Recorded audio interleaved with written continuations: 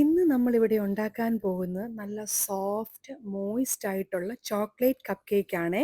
ആദ്യമേ തന്നെ നമുക്ക് ഡ്രൈ ഇൻഗ്രീഡിയൻസ് തയ്യാറാക്കാം. 1 കപ്പ് മൈദ ഇതിലേക്ക് ഇട്ട് കൊടുത്തു കഴിഞ്ഞതിന് ശേഷം 2 ടേബിൾ സ്പൂൺ തിരിച്ചും എടുത്ത് മാറ്റുക.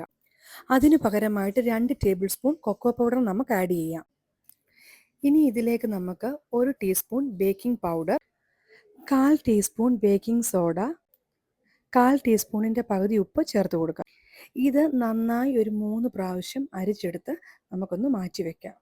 ഇനി ഒരു വേള നമ്മുടെ കയ്യിൽ കപ്പ് കേക്കിനുള്ള ഫോൾഡർ ഇല്ല എന്നുണ്ടെങ്കിൽ നമുക്ക് സ്റ്റീൽ കപ്പിലോ നമ്മുടെ പേപ്പർ കപ്പില്ലേ ചായയൊക്കെ കുടിക്കുന്നത് അതൊന്നും മുറിച്ച് സെറ്റാക്കിയിട്ട് അതിനകത്തോട്ട് വേണമെങ്കിലും നമുക്ക് കപ്പ് കേക്ക് ഉണ്ടാക്കിയെടുക്കാവുന്നതാണ് കേട്ടോ. ഇനിയും നമുക്ക് ഒരു മിക്സിയുടെ ജാറിലേക്ക് 1/4 കപ്പ് പഞ്ചസാരയാണ് ആഡ് ചെയ്യേണ്ടത്. പക്ഷേ ഞാൻ കുറച്ച് ഷുഗർ കുറച്ചാണ് ചേർത്തിരിക്കുന്നത്. ഇതേപോലെ ഫൈൻ പൗഡറായി പൊടിച്ചെടുക്കാം. റൂം ടെമ്പറേച്ചറിലുള്ള 2 മുട്ടയുടെ നമുക്കിതിലേക്ക് ആഡ് ചെയ്യാവുന്നതാണ്. ഞാൻ മീഡിയം സൈസ് 2 എഗ്ഗാണ് ഇതിന് വേണ്ടി എടുത്തിട്ടുള്ളത്. ഇനിയും ഇതിലേക്ക് ഞാൻ ചേർത്ത് കൊടുക്കുന്നത് 1 ടീസ്പൂൺ വാനില എസൻസ് ആണ്. ഇത് മിക്സിയിൽ അടിക്കുന്ന സമയത്ത് ചൂടായി പോകാതെ ശ്രദ്ധിക്കുക. ഹൈ സ്പീഡിലിട്ട് പെട്ടെന്ന് തന്നെ ഒന്ന് അടിച്ചെടുക്കുക.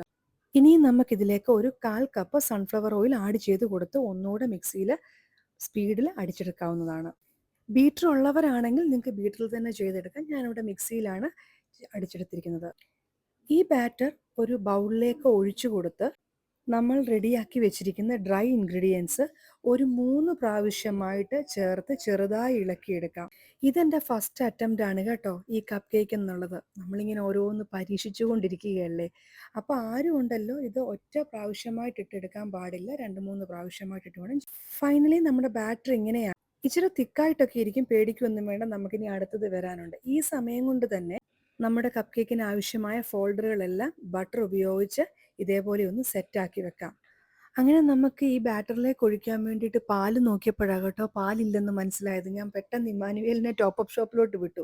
അന്ന് ഈ സമയം കൊണ്ട് എനിക്ക് കപ്പ് കേക്കിൻ്റെ ആ ഫോൾഡറും റെഡിയാകും. ഞാൻ അപ്പോഴത്തേക്ക് ഓവന് പ്രീഹീറ്റ് ചെയ്യാമെന്ന് വിചാരിച്ചു.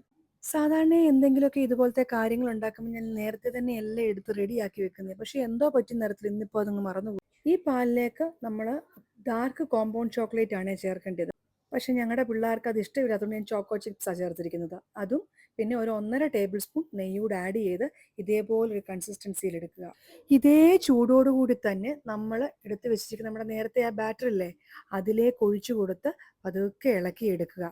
അപ്പോഴത്തേക്കും നമ്മുടെ ഈ ഒരു നോർമൽ കൺസിസ്റ്റൻസിയിലേക്ക് ഇത് വരും കേട്ടോ.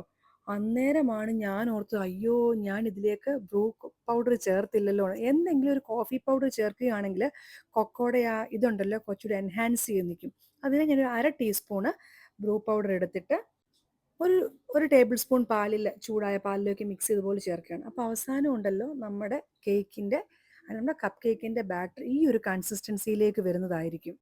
ഈ സമയം നമ്മുടെ ഓവൻ ഇവിടെ പ്രീഹീറ്റഡ് ആയിക്കൊണ്ടിരിക്കുകയും ഞാൻ 180 ഡിഗ്രിയിൽ 10 മിനിറ്റ്സ് ആണ് പ്രീഹീറ്റ് ചെയ്തിരിക്കുന്നത്. അപ്പം നമുക്ക് ഇത് ഇങ്ങനെ ഈ ബാറ്റർ ഡയറക്റ്റ് ആ ചെറിയ കപ്പ് കേക്കിൻ്റെ ഫോളിലോട്ട് ഒഴിക്കാൻ പറ്റില്ലല്ലോ. അപ്പം ഞാൻ ഇതേപോലെ ഒരു ചെറിയൊരു മഗ് പോലെ അതിലോട്ട് ആക്കിയിട്ട് ഇങ്ങനെ ചെറുതായിട്ട് എല്ലാം ഒഴിച്ചു കൊടുത്തിരിക്കുകയാണ്. അങ്ങനെ നമുക്ക് ആവശ്യമുള്ള എത്ര എണ്ണം വേണോ അതിനനുസരിച്ചുള്ള കപ്പ് കേക്ക് ആവശ്യത്തിന് ഇതേപോലെ ഒഴിച്ചു കൊടുക്കുക. അപ്പോൾ ഒരു ഹാഫ് കപ്പിൽ ഫോൾഡറിൽ വേണം ഇത് നിൽക്കാൻ കേട്ടോ. അതിന് മുകളിലോട്ട് പോകില്ല. പക്ഷെ ഞാൻ ഒഴിച്ച കൂട്ടത്തിൽ ഇച്ചിരൊക്കെ മുന്നോട്ട് വന്നിട്ടുണ്ട്. എന്നാലും ഞാൻ എൻ്റെ കേക്ക് റെഡി ആയിട്ട് വന്നപ്പോൾ ഉണ്ടല്ലോ ഒന്നും തൂകി പോയിട്ടില്ലായിരുന്നേ. എനിക്ക് തോന്നുന്നു നാട്ടിലൊക്കെ ഇതിന് 50, 60, 70 രൂപയൊക്കെ ആണെന്ന് തോന്നുന്നു. അപ്പം നമ്മുടെ മക്കൾക്ക് നമ്മുടെ കൈ കൊണ്ട് നമ്മൾ ഉണ്ടാക്കി കൊടുക്കുമ്പോഴല്ലേ ഒരു പ്രത്യേക സന്തോഷം. ഇതൊക്കെ ആയിട്ട് ചുമ്മാതിരുന്നപ്പോൾ ഞാൻ ഓർത്തു ഓഫാണേ, എന്നാൽ കുഞ്ഞുങ്ങൾക്ക് എന്തെങ്കിലും ഉണ്ടാക്കി കൊടുക്കാമെന്ന്. അങ്ങനെ നമ്മൾ സെറ്റ് ചെയ്ത് വെച്ച കേക്ക് നമ്മുടെ കപ്പ് കേക്കിൻ്റെ എല്ലാം നമ്മൾ ഓവനിലേക്ക് നമ്മൾ വെച്ച് കൊടുക്കുക.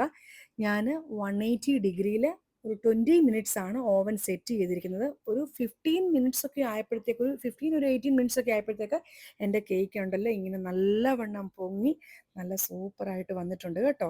ഏകദേശം എനിക്കൊരു 27 കപ്പ് കേക്ക് ഉണ്ടാക്കാൻ പറ്റിയിട്ടുണ്ടായിരുന്നു കേട്ടോ. അതായത് ഒരു ട്രേ കഴിഞ്ഞപ്പോഴത്തേക്ക് പിന്നെ എനിക്ക് അടുത്ത ട്രേയുടെ ബേക്ക് ചെയ്യേണ്ടതായിട്ട് വന്നു. പിന്നെ പിള്ളേരുടെ സന്തോഷത്തിന് ചുമ്മാതെ ഞാൻ അതിൻ്റെ മണ്ടയ്ക്ക് ഓരോരോ ചോക്കോ ചിപ്സ് കൂടെ ഒക്കെ അങ്ങ് ഇട്ട് കൊടുത്തു. അവർക്കൊരു സന്തോഷമല്ലേ കൊച്ചു കുഞ്ഞുങ്ങൾക്ക്. എനിവേ നമുക്കപ്പോൾ ഈ കേക്കിൻ്റെ ഇതൊന്ന് ഓപ്പൺ ചെയ്ത് നോക്കിയാലോ. നല്ല വേണ്ട ഒന്ന് റെസ്റ്റ് ചെയ്യാൻ വെക്കണം കേട്ടോ. പക്ഷെ ഇവിടെ അതിനൊന്നും സമ്മതിക്കത്തില്ലെന്ന്, ഈ പിള്ളേരങ്ങ് ബഹളമാണ്. എനിവേ നമുക്ക് സ്മൂത്തായിട്ട് തന്നെ അതിങ്ങനെ തുറന്നു വന്നു. നല്ല സ്പോഞ്ചി മോയിസ്റ്റ് ആയിട്ടുള്ള ഡെലീഷ്യസ്, നമുക്കതിൻ്റെ സ്മെല്ലുണ്ടല്ലോ. ഓ, ആ ഹർഷീസിൻ്റെ കൊക്കോ പൗഡറൊക്കെ ഇട്ടുണ്ടാക്കുന്നുണ്ടേ, അത് പറയാൻ പറ്റത്തില്ല. നിങ്ങളത് ഉണ്ടാക്കണം, എങ്കിലേ അതിൻ്റെ ടേസ്റ്റ് നിങ്ങൾക്ക് അറിയാൻ പറ്റത്തുള്ളൂ, ആ മണവും. അങ്ങനെ ഞാനിതൊന്ന് കഴിച്ചു നോക്കിയപ്പോൾ ഉണ്ടല്ലോ, ആ എന്നോ ടേസ്റ്റാണെന്നറിയാമോ. അപ്പം നിങ്ങളെല്ലാവരും ഒന്ന് ട്രൈ ചെയ്ത് നോക്കണം. പക്ഷേ ഉണ്ടാക്കി അന്ന് തന്നെ എടുത്ത് കഴിക്കരുത് കേട്ടോ. നെക്സ്റ്റ് ഡേയിലേ കഴിക്കാവൂ. അന്നേരമേ ഇതിൻ്റെ ഒരു പ്രത്യേക ടേസ്റ്റ് നമുക്കറിയാൻ പറ്റത്തുള്ളൂ.